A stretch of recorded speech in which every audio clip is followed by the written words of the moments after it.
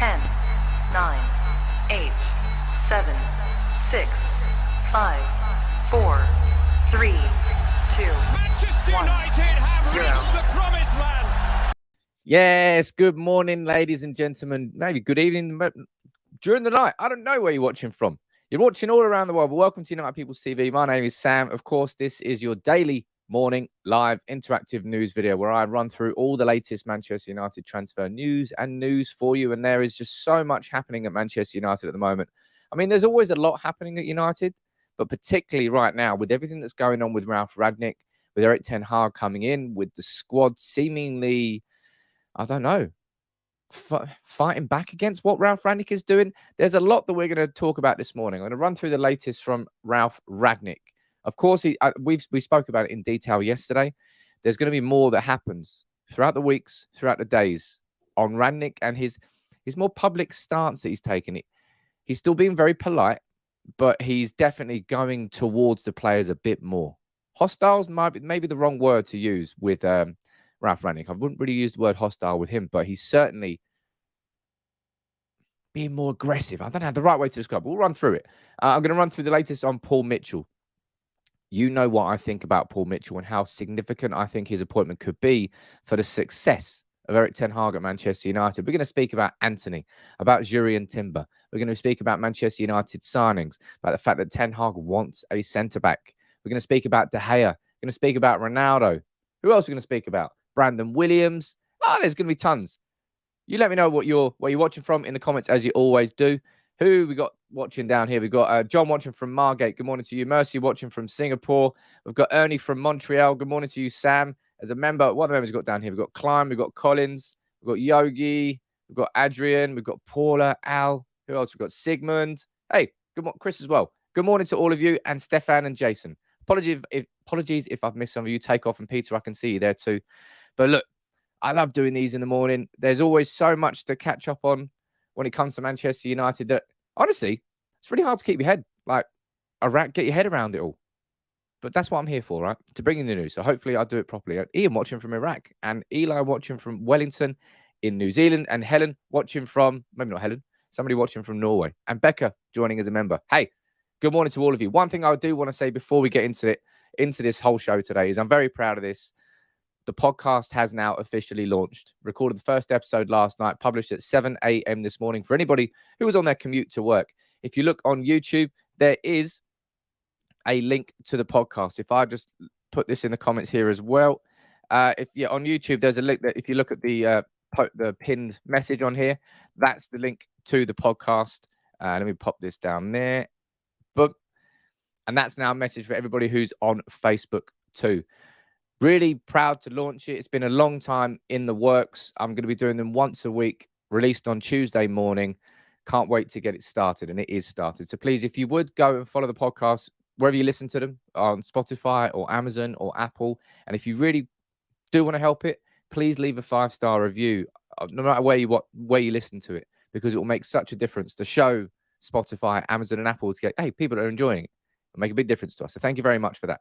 And thank you very much in the comments for anybody wishing me the best of luck. Thank you very much. I've said thank you very much quite a lot of times. I've got to stop saying thank you very much. Anyway, thank you very much, Ralf, for continuing to go after the players. We spoke about the fallout from the Arsenal game, from the Liverpool game. We spoke about it in a lot of depth yesterday. We were looking at the inside story into what's going on behind the scenes. And, it doesn't really reflect well on the players. It really doesn't. The players have been, they've survived Mourinho, they've survived Solskjaer, they're going to survive Rangnick, but there's so many players inside the squad that we all know that simply shouldn't be playing for Manchester United anymore. And Ralf Rangnick's switching stance, that's what I would call it. He's always been honest. Since day one, Ralph's been honest, and that's always been an endearing attribute as far as I'm concerned, because we're so used to it as football fans and Manchester United fans of smoke and mirrors, of half-truths, of, bending the truth to fit a narrative, especially when it comes to our managers. Managers typically keep things close to their chest. Ralph's been honest from day one. As soon as he came in, I spoke to Guido Schaefer quite a few times, and Guido, he made it clear that honesty was such an integral part of Ralf Rangnick's character. And we've seen that the whole way through. I'm trying to organise another interview with Guido, see if we can get some more insight into what's going on with Ralf at the moment, because nobody really knows about the role. But Ralph's change in stance, it was before the Liverpool game. I think it was probably after the Everton game. It was in between that period, wasn't it? When he's started to, the veil has slipped a little bit. Still being very polite about it. But he's really now attacking the players, might be the wrong way to describe it. But he's not letting these players hide anymore. And now we're seeing this from Charlotte Duncan from the Times yesterday. It's not going down completely perfectly. I mean, absolutely expected it not to. And this is kind of what I wanted to see come out, if I'm being honest. Manchester United players are losing faith in Ralf Rangnick. Oh, really? Well, don't worry, lads. We lost faith in you a long time ago. And some fear that Erik ten Hag will not be strong enough to lift the club. You know what I find hilarious about that headline? Obviously, we can't take all of this as gospel. This is just a conversation and a talking point that we'll run through. But I remember after Mourinho, players, there were leaks from the dressing room and everything that, Mourinho's just a bit too strict and a bit too harsh. We need someone a bit, who understands the club a bit more. And then Ole Gunnar Solskjaer came in and was like the arm around the shoulder, like a pal. And then that worked for a finite amount of time. And then the leaks started coming out and said, Manchester United players are concerned that Ole Gunnar Solskjaer doesn't have the tactical acumen to take United forward, and that they don't know what's going on in training. You remember that, the fallout towards the end of Solskjaer? And then Ralf Rangnick came in, a man who quite literally is considered the godfather of gegenpressing, the teacher to Jurgen Klopp, to Thomas Tuchel, to some of the best managers in world football right now. A tactical genius.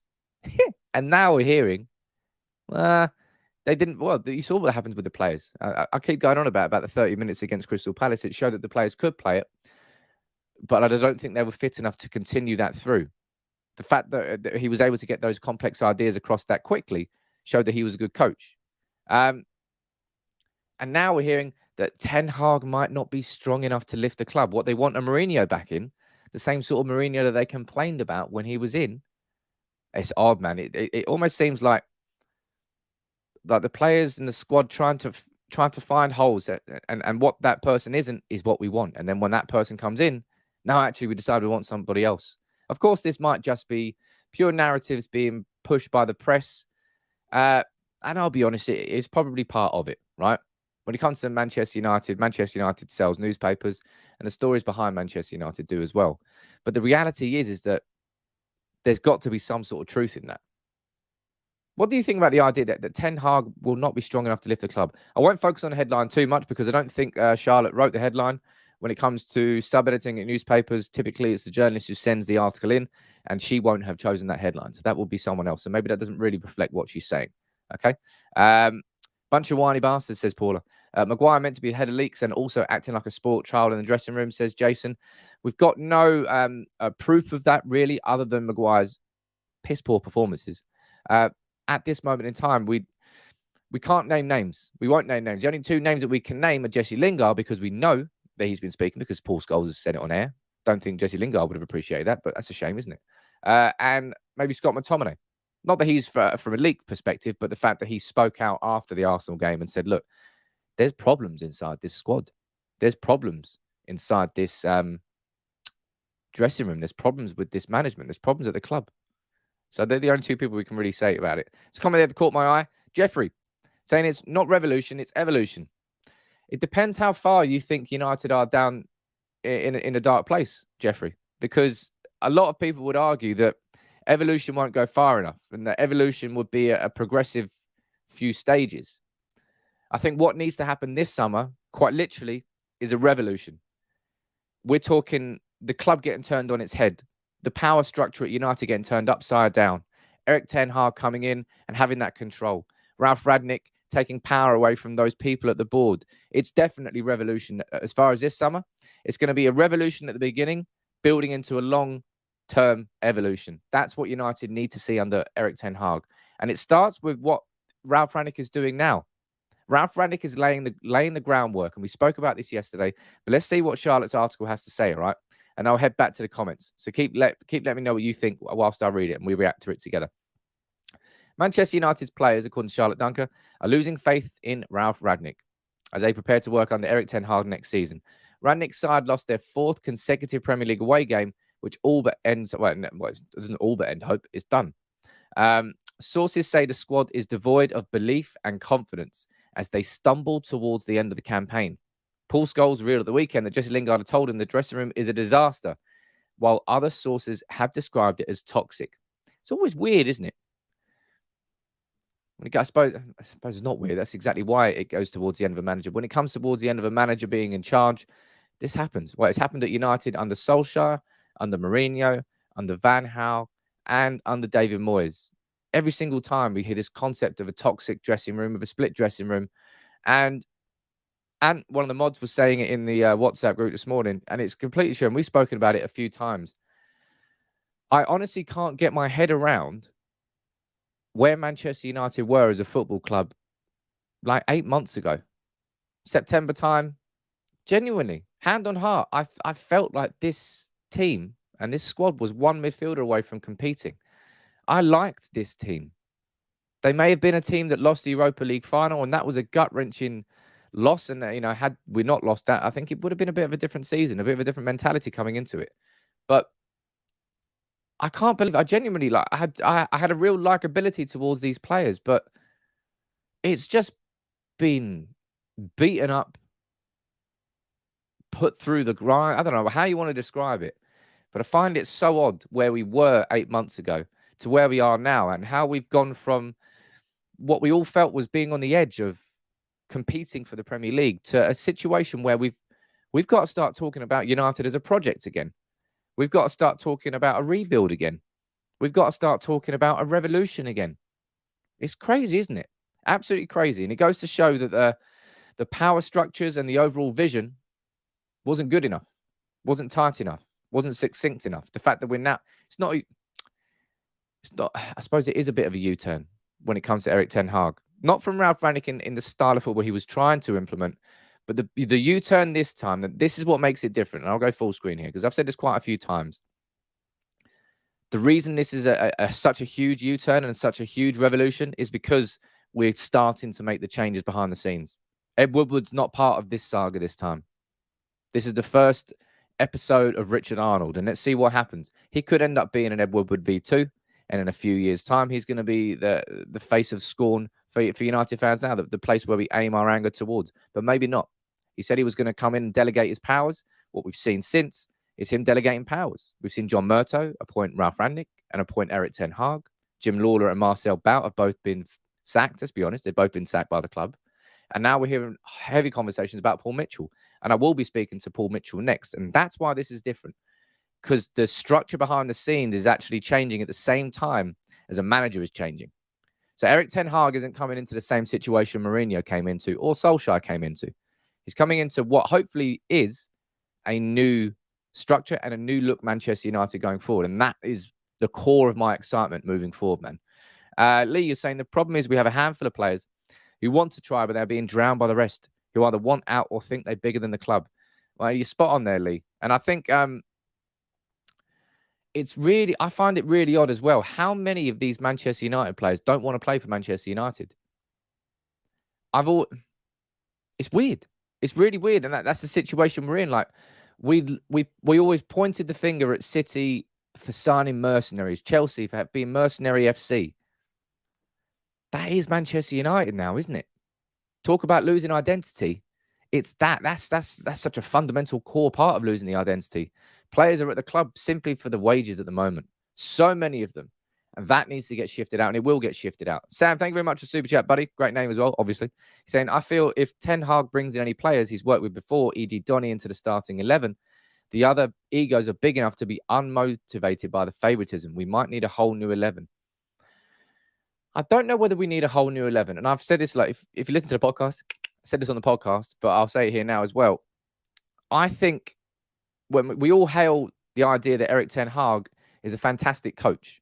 So I think he should be getting a lot more out of these players. Even if he doesn't sign a player in the summer, this Manchester United team should be playing significantly better than we have been playing under Ralf Rangnick, because he's a good coach. He should be able to coach these players to be better.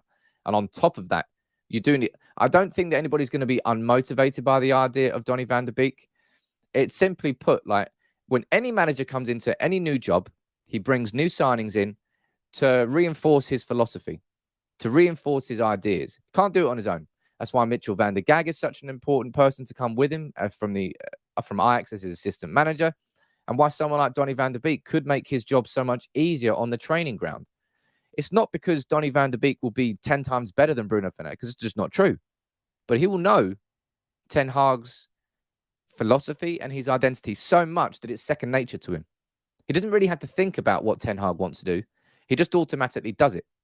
Therefore, he'll be able to adopt and adapt his philosophy and it will help Ten Hag get his ideas across quicker.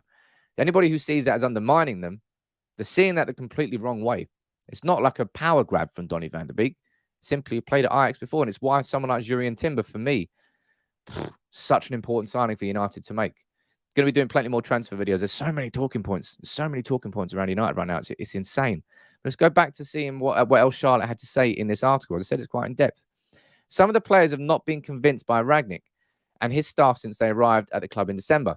One senior player had already made his mind up about the German's credentials by the start of January. And a number have been surprised by some of his decisions, like the idea to switch to a back five for the game against Liverpool, especially in the first half when using it. Look, I think it's obvious why Ralf Rangnick switched to a back five. It's because we play bottom of the league, Norwich, right? Ralf trusted these players to go out there and perform at Old Trafford. Ultimately, Cristiano Ronaldo bagging a hat-trick. We did. But we can see we went from 2-0 up to 2-2 against a team who are quite literally bottom and going to get relegated. And you wonder why Ralf Rangnick went, you know what? I do not trust these players against Liverpool. So he tried to bolster their options by giving an extra body in defence. Did it work? We were 1-0 down after 5 minutes. What happened? Maguire stepped way out of defence, huge space in behind. Is that down to the system? Maguire would have done that in a back four anyway. He's done that so often this season. It's ridiculous.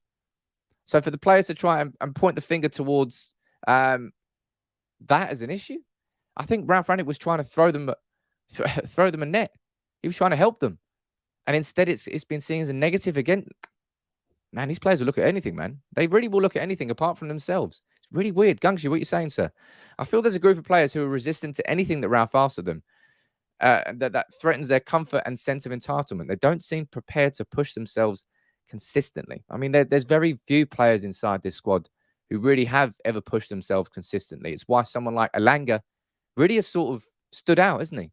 Really stood out since Ralf Rangnick came through as a player. You go, yeah, man, look at what he's doing. Look at what he's doing. Like the first goal against Norwich, if I'm remembering the right game, when he pressed, won the ball back, squared it to Ronaldo, 1-0. Easiest goal we were ever going to score because we won the ball high up the pitch. That's what Ralf Rangnick wanted to see more of this season. We simply just haven't seen it, though. It's crazy. Let me go down here and see what you're saying in the comments. Lots of you talking about Andreas Pereira. I will speak about that later in the show. Don't worry about that. I disagree. These players should be moved on the next 2 or 3 windows. They have proven to be negative and do not want to try. I'm pretty convinced that there's a lot of these players. I don't know which ones. Maybe I'll do a video on it. But there will be some of these players where in 6 to 8 months' time, we're going to be looking at them going, they are a completely different player to what we're seeing right now. Bruno Fernandes is an obvious one. The form that he's in right now is not the form that's just earned him a new contract. Some of you might be concerned the fact that we gave him that contract before Ten Hag came in, but I imagine that was with Ten Hag's blessing. You have to think so, right? But as Gungshi was saying down there, look, even Hannibal in his last few minutes showed more fight. It's crazy, isn't it? We're speaking about Hannibal as well further down the line. But there'll be quite a few members inside this squad, I think, that will pleasantly surprise us. There'll be lots that won't, all right? But they're not all bad eggs, man. I'm not here trying to throw all of them under the bus. Even though I have gone on record and said sell them all, you know, that might have been me exaggerating in the moment. But it's such a big job, man. It's such a big job. The more you think about it, the more you kind of go, my God, it's actually worse than you think it is. Rangnick's, this is quite an interesting part that she says. The 63-year-old's comments on the state of the club and the squad have not gone unnoticed in the dressing room.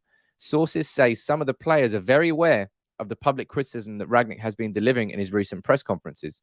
Before the Arsenal game, Rangnick said the club needed open heart surgery, and he was spot on, by the way, to get them back to challenging for titles, while he has also been critical of the team's defensive displays.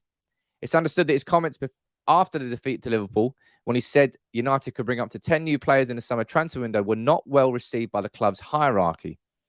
So do you think that Ralf is sort of rustling the feathers of everybody upstairs too?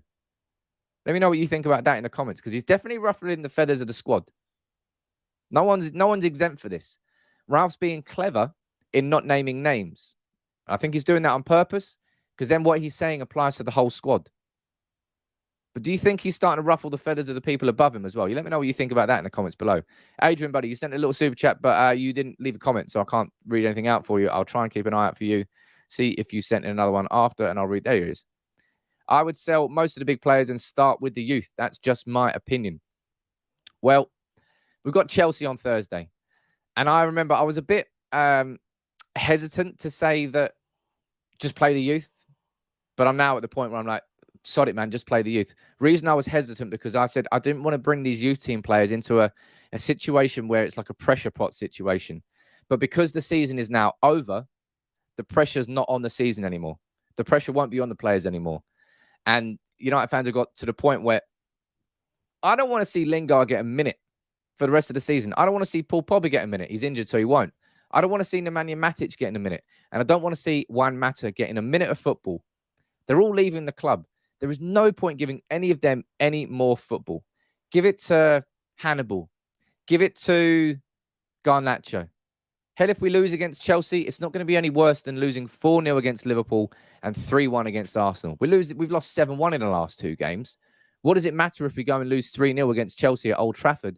If it means that the youngsters get used to playing at Old Trafford in a big game like that, it could help them step up in their career. I'm at that point now where I completely agree. It's all about playing the youth now. There's no point giving time to other people. Let me go down here, though, and see what you think about the idea there that Ralf might be rustling the feathers of the people above him as well as the squad. Ian, you're saying, good consultants ruffle the feathers. Change isn't an easy thing. Look at the change curve and have a think of where we are now. Excellent comment there, Ian. Nice to see you there, buddy. You've been missing for a while, but I'm sure you're just busy in life and ignoring me. But look, yeah, change isn't easy. It's like right now, what we're witnessing is quite painful to watch as a United fan. I don't want to be having these conversations every day. I want to be talking about the exciting things coming up next season, about the transfers, about all the good stuff. And instead, we've had to focus in the last week to 10 days, a couple of weeks, of just like pure. I don't thrive on negativity. I really don't. I don't enjoy it. When it's there, you have to talk about it. You can't ignore the elephant in the room. But it will be nice for us to sort of bury this season, eh? We all need to bury this season.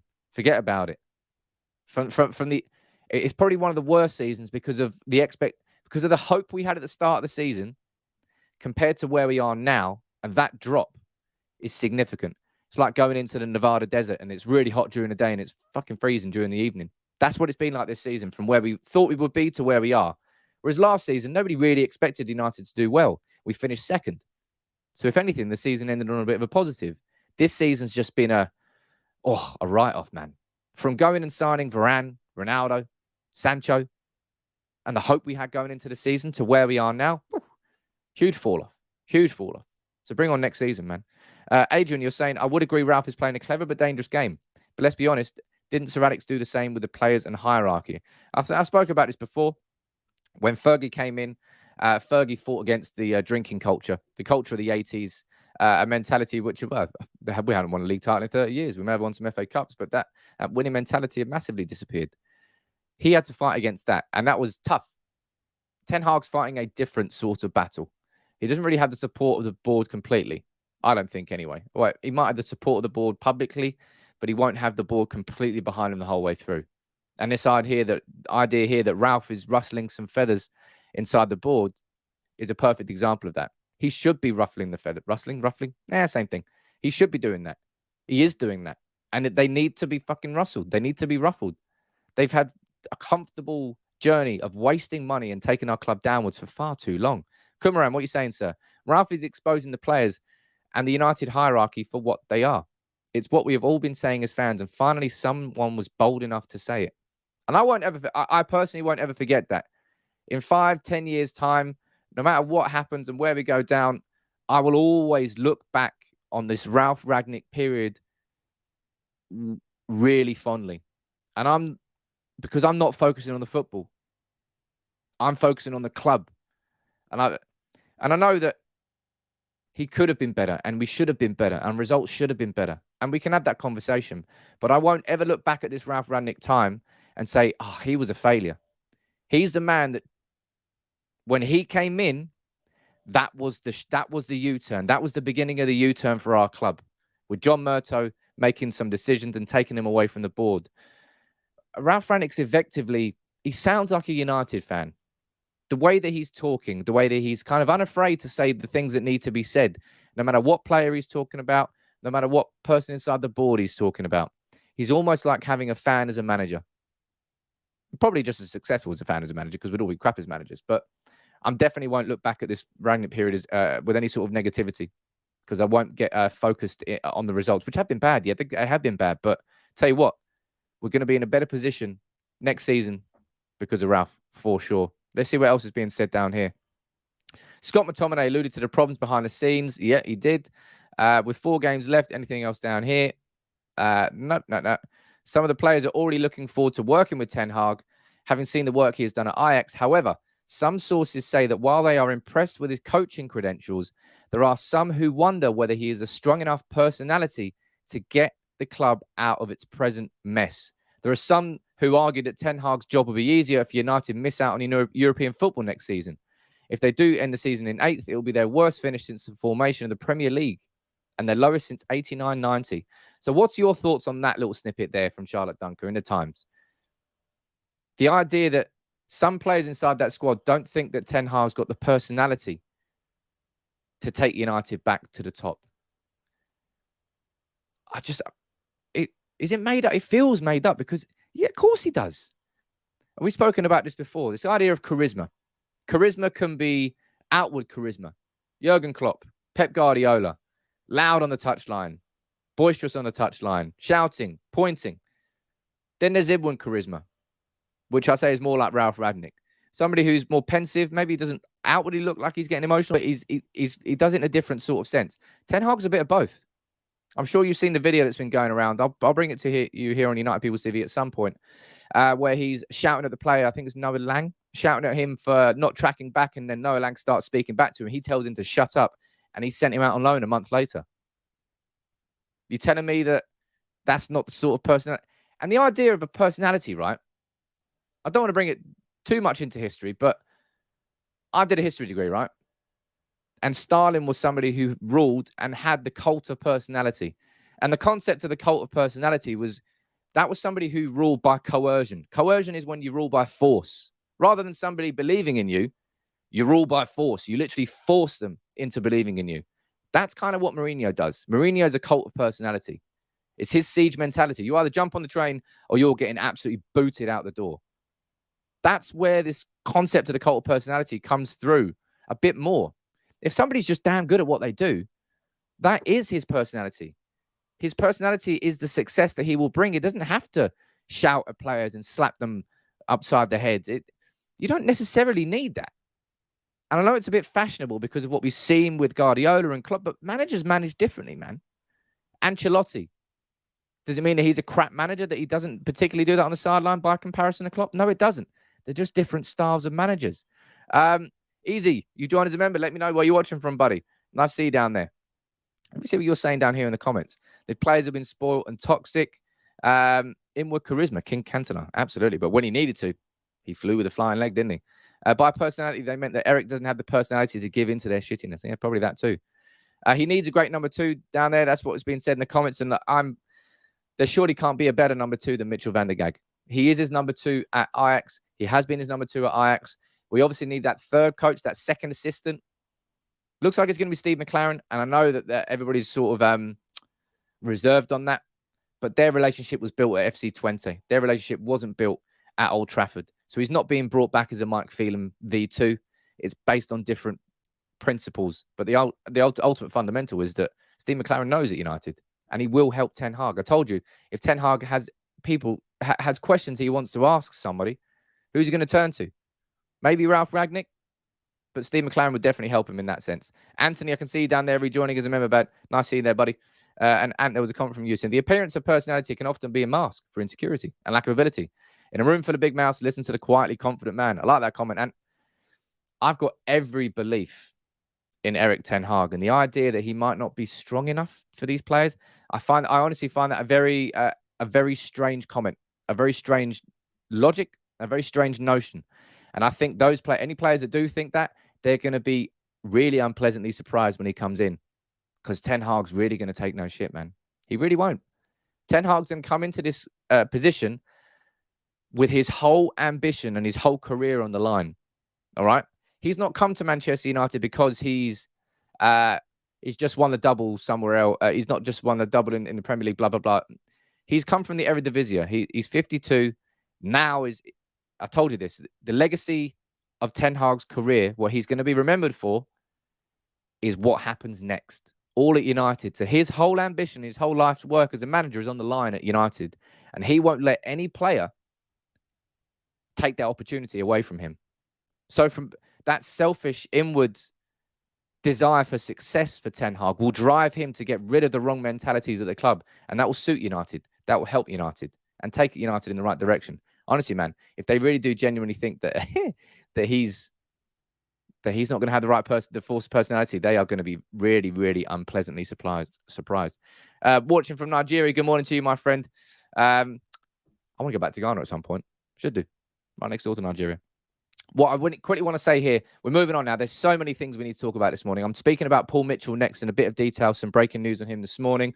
Then we're moving on and we're speaking about Jurrien Timber, Antony. We're going to be speaking about Cristiano Ronaldo, Ten Hag, De Gea, Brandon Williams, Hannibal, Andreas Pereira. So many talking points. Before I quickly do, I want to say it one more time. Please, anybody, would you go and drop a 5-star review on the pod, which did launch today. I'm very happy with it. I'm very proud of it.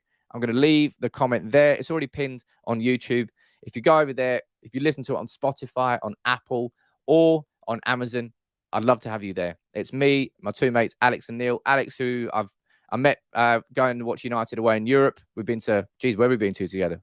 We've been Barcelona, Lyon, Paris. I don't know where else. Seville. Oh.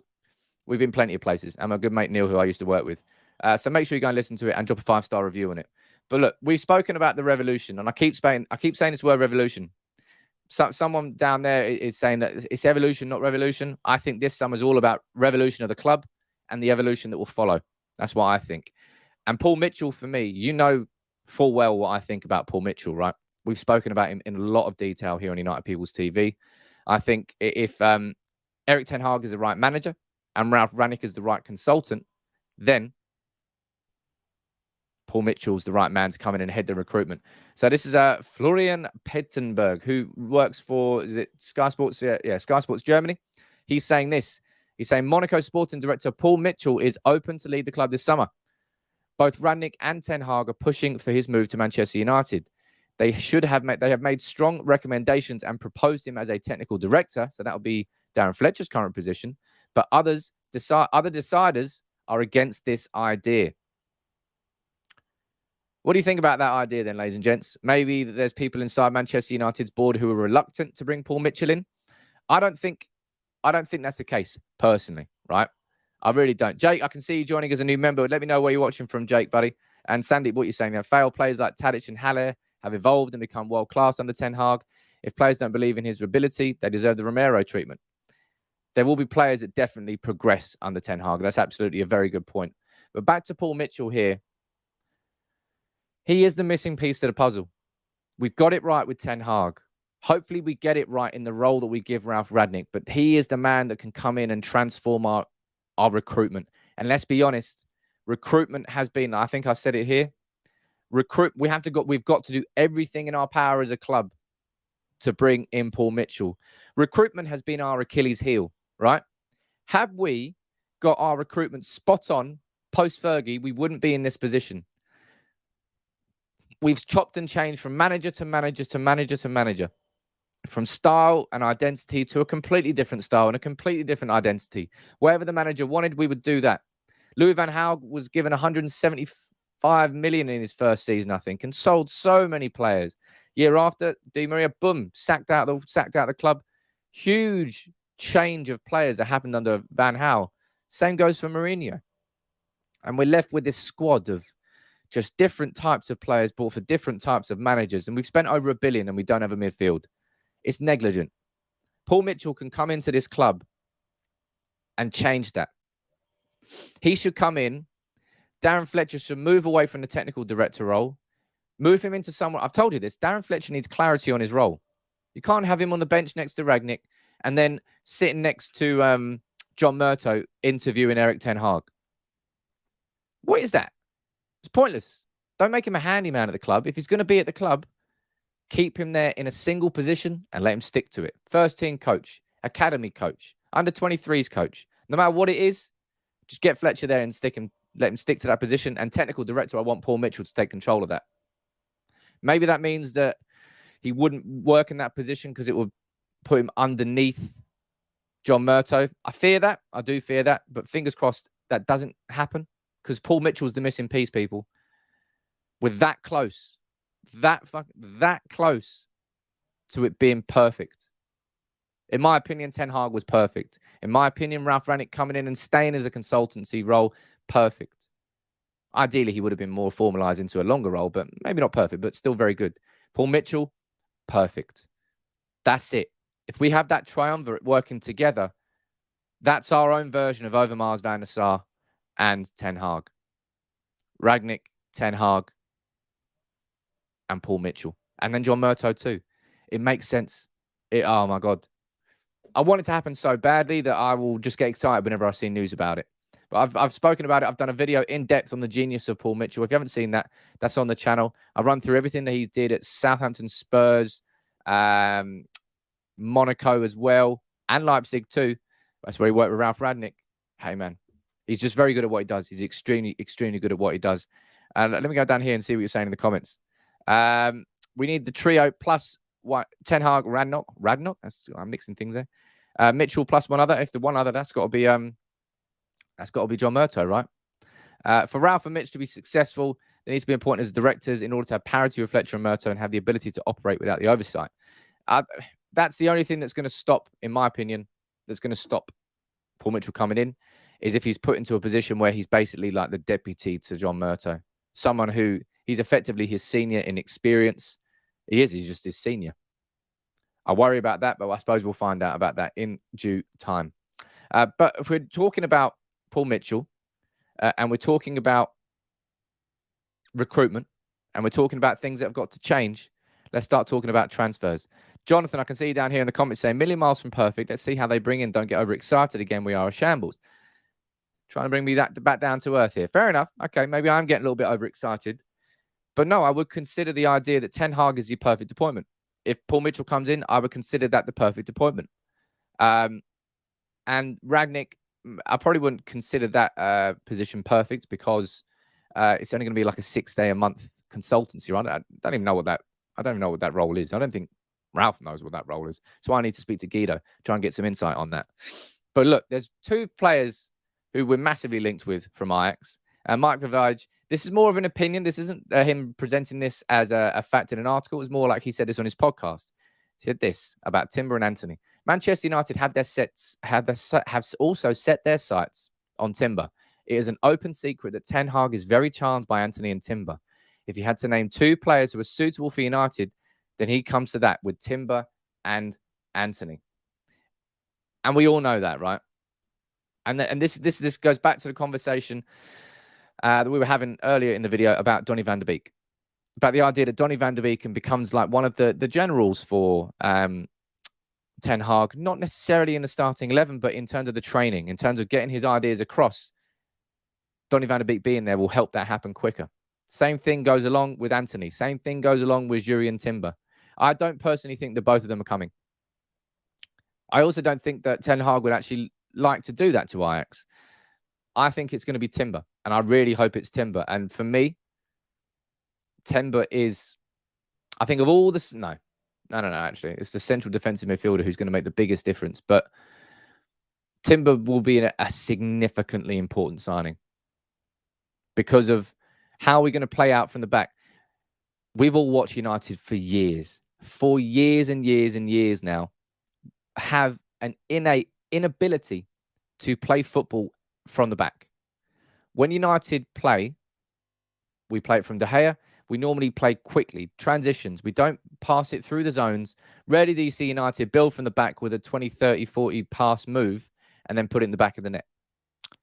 Typically 1, 2, 3, 4, 5, 6, 7 passes and we're up. And when it works, it works. When it doesn't work, we just go back and we have to soak up the pressure.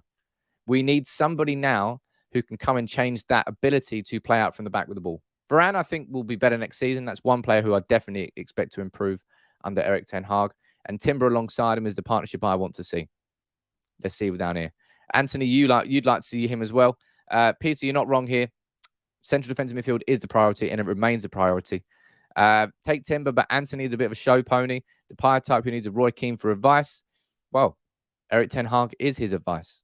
I wouldn't say he's a show pony. He's definitely got that trickery in his game. Hey, he's a Brazilian footballer, man. It's a natural part of their football culture. Of course, he's got that in his game. But he's got an end product as well. Absolutely got an end product. I think it's a fair comparison to compare him to Memphis Depay, given where they both came from and what happened to Memphis when he arrived. But Memphis, as we all know, as soon as Luke Shaw got that injury away to PSV, that was my first European away game, actually. As soon as he got that injury against PSV, that partnership, when it went away, that's when Memphis started to sort of disappear. And I don't think he ever found himself. We got Ori watching from Israel. Good morning to you, my friend. And Adrian, you're saying Timber is the one you go for. Pushpinder, you're going for Frenkie de Jong. I spoke about Frenkie de Jong yesterday. All right. There was a lot of stories coming out about Frenkie de Jong. And even if I don't think that United will be able to get him, because I don't particularly think that he'll be sold by Barca, it's obvious that he would be, even if it's not de Jong, he's the dream type of defensive signing. Not defensive, he's a central midfielder. That's the thing. If you sign de Jong, you still need to sign a powerful central midfielder. He's not like a Chouameni type player. His ball retention, his progression is incredible. Winning the ball back, that's not part of de Jong's game. He needs to have somebody alongside him to do that. A comment there from Jonathan that caught my eye, saying you prefer Pau Torres, experience at all levels. If Timber crumbles in front of 75k, the pressure could be too much. I wouldn't buy him as a first-choice centre-back right now. Well, he seemed to be coping fine there at Ajax. And if we go over here to Matt Law from The Telegraph, this is what he was saying in his article yesterday, saying Manchester United's new manager, Erik ten Hag, will sign at least one new central defender. But it's going to be an interesting summer because of what he's saying there. Chelsea were up against one of their biggest rivals in the market for a world-class goalkeeper 4 years ago. They will find that central defenders are in demand this summer. Spurs want some. We want some. Well, we want one. Chelsea wants some. It's going to be a busy market. We definitely have the leg up on Timber. On Pau Torres, we were linked with him last summer, of course. They beat us in the final of the Europa League. Pau Torres played well. He's only continued to do well. Left-footed centre-back, so a little bit different, might slot into the system a bit more. Also very comfortable with the ball at his feet. There's a profile of a centre-back and there's a profile of a central defensive midfielder who we need. Pau Torres certainly fits in that. I think he would be a very good signing. I just think that the Ajax connection with Timber is just something that's too valuable to ignore. Even though Pau Torres, yeah, he is 25, he is experienced, he's ready for it. There's also a bit of a versatility to Timber's game. You know, he's excellent at playing right back, and that's a conversation we've got to have. Had all these conversations. We haven't really talked about our fullbacks. It's mad. There's so many things that need to get sorted at Manchester United next year. But look, if we're going back to this point here, and the idea of Paul Mitchell being so significant, it's because we've got to start moving away from this. West Ham really are they're looking like they're going to be outpricing Rice from a move away. 150 million is the price that we keep seeing everywhere.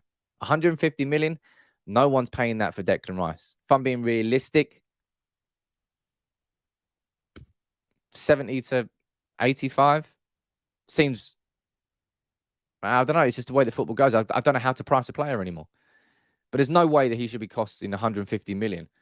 And this, I saw, concern me a little bit. Patrick Berger, who was, he's considered a very reliable source when it comes to German news, saying that Rudiger's close to joining Real Madrid, but United actually made the best proposal to him.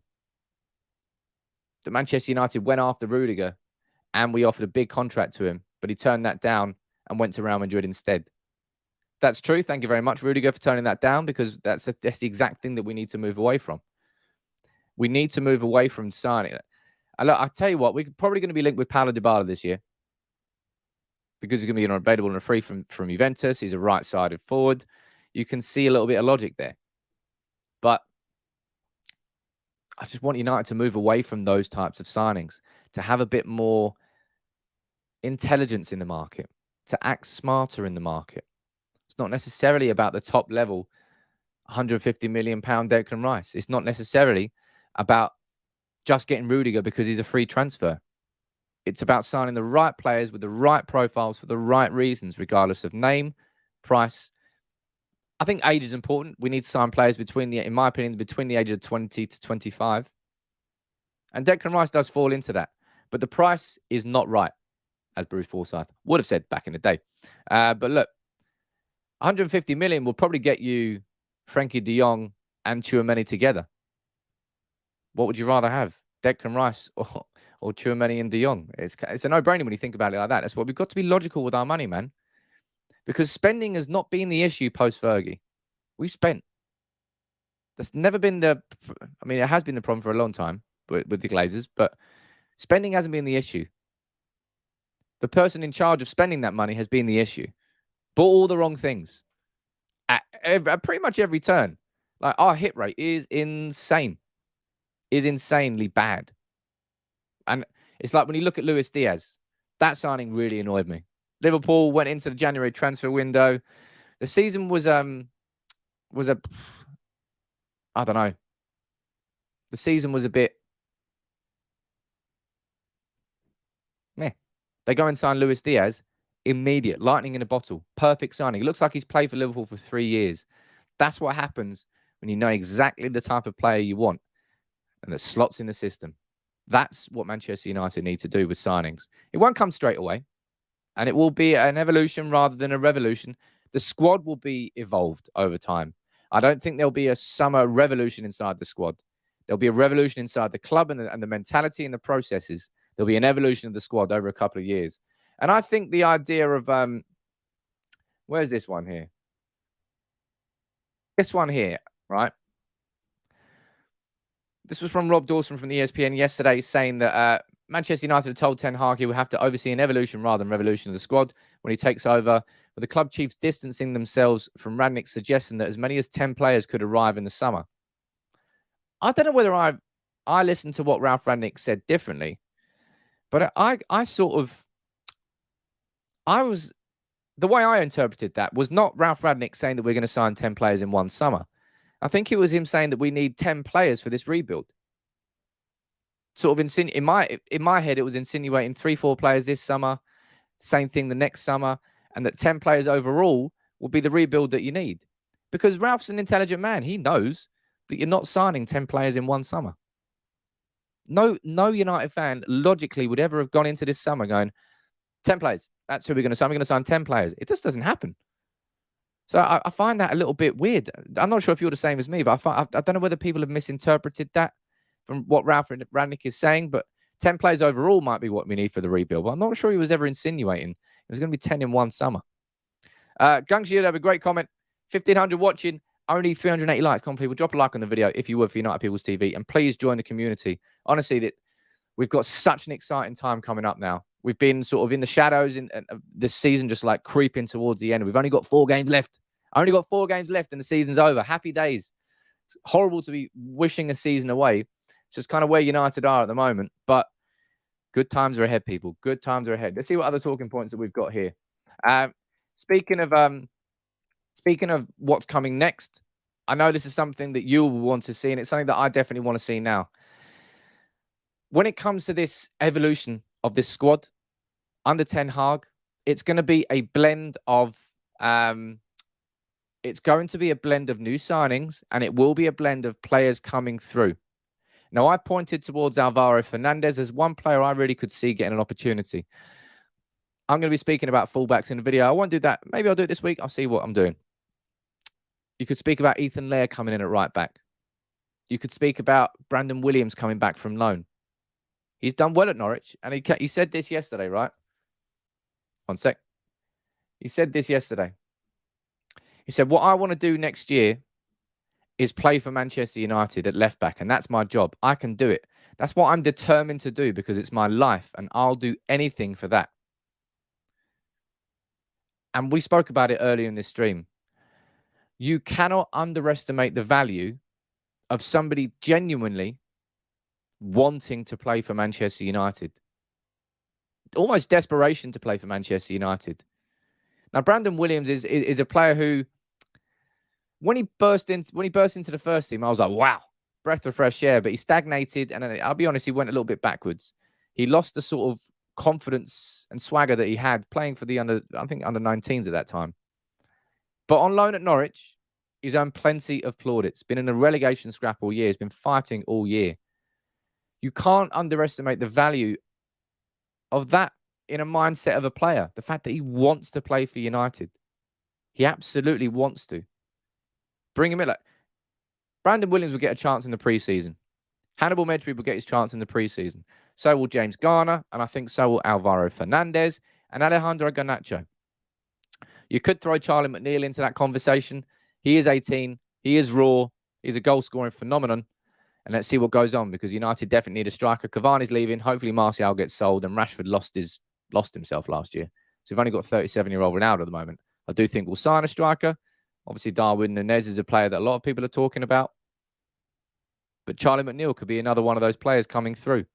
Garnacho and the new striker can learn a lot from Ronaldo, says Leela. Everybody can learn a lot from Ronaldo. And speaking of Ronaldo here, this is from Van Basten, actually. Now, before I move on to that, I'll quickly read a few of your comments out there about the points we just made there. Brandon Williams could be Erik Ten Hag's Tagliafico. I would probably back yes and no. Yes and no. But fullbacks, and I haven't really spoken about it this much, but the video I'm doing this afternoon is a video I know a lot of you have been waiting for. I'm going to be doing my tactics video on Erik Ten Hag, how he's going to set up Manchester United. And fullbacks are such a crucial part of that. They really, really are, both in defence and attack. And United at the moment, we don't have that for him. That left bot is spot and right for the taking. Absolutely spot on there. Luke Shaw, incredible player last year. Lost himself this year. Alex Telles, I think he should be sold. I think we should keep Luke Shaw. And then I think we've got Alvaro Fernandez and Brandon Williams, both fighting Luke Shaw for that position. There you go. Let's see what happens there. I think that's enough at left back. Right back, I don't know. I don't think Wan-Bissaka's got a chance under Ten Hag. I think Deleu's got more of a chance of progressing and improving than Wan-Bissaka does. I'm sorry for Wan-Bissaka, but he's not that sort of defender. And I don't think he ever will be. Poor guy. I'm not kidding. Poor guy. We spent 50 million on him. He's not a poor guy. But we need something at right back. Deleu, clearly not enough. Wan-Bissaka, clearly not good enough. Ethan Laird, he's only been on loan in the Championship. Is he enough? Going to be concerned about the right back next year for sure. But then Jurrien Timber, there you go. Somebody who comes in and can play right back as well. You're saying, Sam, this is the point. We need to sign players with Brandon's mentality. Players who genuinely want to play for the club. It is. It's part of it, man. It's part of what we're missing. It's part of that mentality that's just been completely wiped out of the club and overtaken by players who are there for wages, players who are there. Ultimately, it is their job. Of course, it's their job. But if you ever get into the privileged position of what I'm doing right now, you're doing something that you love. You love your job. You put more into it. You're more passionate about it. You wake up thinking about it rather than being in that position where you've got no love or emotion attached to your job and you wake up going, can't wait for 5 o'clock today. And it's sapping. And you have a different relationship with your work environment. Of course you do. That's completely natural, right? So that has to change. And that's why I'm not saying that Brandon Williams is the answer to our left-back situation, because I don't think he is. But just that little snippet there is a glimpse into what we've been missing. And again, I sound like a cliche idiot when I'm saying stuff like this. But when these sorts of basics are missing from your club, that's where you need them back before you can get to where you want to get to. Cash App, you're saying we need new fullbacks, keep Brandon and move the others on. Hey, look, let's say I don't particularly think we're going to be investing in fullback this summer. I think there's going to be there's bigger priorities at central defensive midfield, striker and centre back to sort this summer. So I don't think we'll sort fullbacks. If we're talking about evolution, I think that's where the evolution will happen rather than revolution at fullbacks. And maybe at right wing too. But let's see what goes on. Of course, at right wing, we could bring Pellistri back in. We've got Amad Diallo to play there. So maybe Antony isn't exactly who we need. I don't know. There's a lot of conversations you can have. Lila, you're saying, isn't Brandon Williams a better right back? He can play both. I'm pretty sure he's been playing left back for Norwich most of the season. Might be right, might be wrong. You can let me know what you think in the comments. But look, last few minutes of the show, I always just head down to the comments. So anything that I haven't answered, you let me know, and I'll try and answer as many of your questions as I possibly can. One more shout out here. I'll be doing this all week, people, because I'm really proud of it. There's certain pieces of work that, you know, you put a lot of time into, and the podcast is one of those things. So let me quickly leave another message here for everybody who is on Facebook and down here in the comments. I don't know why it keeps adding spelling mistakes into this. It's really annoying. There we go. If you can, please go over there, follow the podcast on Spotify, Apple, or Amazon. And if you can, and take a minute out of your day, leave a 5-star review. It will make such a difference to United People's podcast and the start of it. Kelechi saying, what's the latest on Nunez? Latest from Fabrizio Romano yesterday isn't really an update. 70 million is the price tag that he keeps saying is the price of Nunez, and that's it. Let's see what goes on. All right? Let's see what goes on with Nunez. But at the moment, it's 70 million, and there's been no movement. Let's see what else. And don't spam comments, by the way, people. If you have a question, ask it once, because I can see Kelechi now asked it 4 times, but I've already answered your question. Anthony, what's about Conte going PSG? Could absolutely see that happening. Conte going to PSG and Poch coming back to Spurs. That would be what Daniel Levy wants for sure. What's the expectations for next season? My expectations are low in terms of silverware, Matt, but high in terms of the progression of our football club on and off the pitch. I'm not going into next season hoping or holding the success of the season over a barrel and saying, if we don't win a trophy, it's not a success. It's far bigger than that for me. That's where I want to see progression of the club and identity. By the end of the season, I want to be able to confidently say that is Manchester United. Week in, week out. Doesn't matter what 11 players are playing, that's Manchester United. That's the foundation that we need to build on. Adrian, Sam, if you to offload only one player, who would it be and who to replace him? That's an excellent question. If I'm to offload one player, I'd be stuck between Martial and Phil Jones. I would probably say Martial because we get more for him and therefore we'll be able to invest a bit more into the team. But at the same time, we need to close the Phil Jones saga. We need to just move on from that. And then I think Phil Jones will definitely be sold. Now, I've told you, the perfect season that we could have had for Phil Jones was a season where he didn't get injured and he played a couple of times. It's exactly what's happened. Phil Jones will be moved on for about 5 to 8 million, go somewhere like Wolves or Aston Villa, and hopefully for Phil, goes and has a decent career. I really wish him the best of luck, but that will hopefully end this summer. Talks about Andres Pereira. Yeah, we've seen that yesterday, that maybe that if that move to Flamengo fails, Erik Ten Hag wants him back in the team. Now, obviously, he went on loan to PSV, so Ten Hag might have a little bit more experience with Pereira than we think. But I'm not really sold on that one, if I'm being completely honest. I'm fine with Pereira not playing for United again, man. Simple as that. Will Ronaldo be here next season? Asked Becca. I absolutely think he will be, Becca. I think Ronaldo... Look, actually, no. Now that you've reminded me of that, this is what Van Basten was actually saying about Ronaldo. He said, if Ronaldo continues to play like he did, for example, against Norwich, scoring regularly, there is no need to take him out of the team. He's an individualist player, but as long as he continues to show results, it has to take place. Ten Hag will know that he won't be able to ask the same of him as an 18-year-old. Of course, Ronaldo will have to work hard, but I see Ten Hag having enough influence over him to make him play as he wants. I have one piece of advice for Erik. Don't look at what the press says when you start. He will have to have a huge focus on his work and training and on the team. And if you do that, you can change everything at United. So good question there, Becca. And I think Ronaldo will be in the team. And I think that's a superb comment there from Marco Van Basten.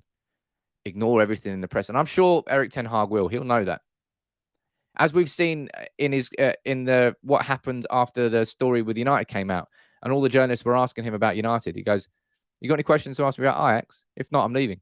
No? Okay, I'm leaving. He didn't actually leave because they changed their tone. I think he's going to be good. I'm excited to see how he controls it. And it will be different. The levels of it will be astronomically different at United. But I think he'll be able to control that. Jibak, I think Ralf Rangnick said a club like United can't wait 4 or 5 years to complete the overhaul. Everything we need, those 10 players, needs to happen in 3 to 4 windows. See, that's the way I interpreted it.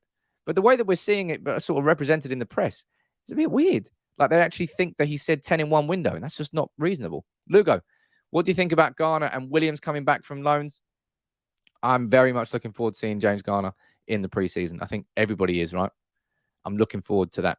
Absolutely. Jake is saying, Sam, you planning to go into games next year, make some game day content? Yeah, I'm getting my season ticket back next season. I've already paid for it. Happy days. I told you I took one year out, and I'll be honest, it was COVID year. No one really knew what was going on. Football wasn't football. Football's back now. Next year, I'm absolutely back on it. Hopefully get to go to a couple of European aways. They're my favourites. So as much as I don't want United to be in the Europa Conference League, the trips that I would get would be supreme. Europa League, you might hate it for the football, but the trips are great. You get to go to like little obscure cities and towns. It's good fun. Anyway, I'm definitely going to be going. I might go to the Brighton game in a couple of weeks. I haven't decided yet. My mate Alex, actually, from the podcast was asking yesterday. So maybe I will. But look, thank you very much for the show this morning. That was a great, I think it was. It was a decent conversation. Maybe not great. A really good conversation. So many of you join in. I love how interactive it is. I do genuinely try to answer as many questions as possible.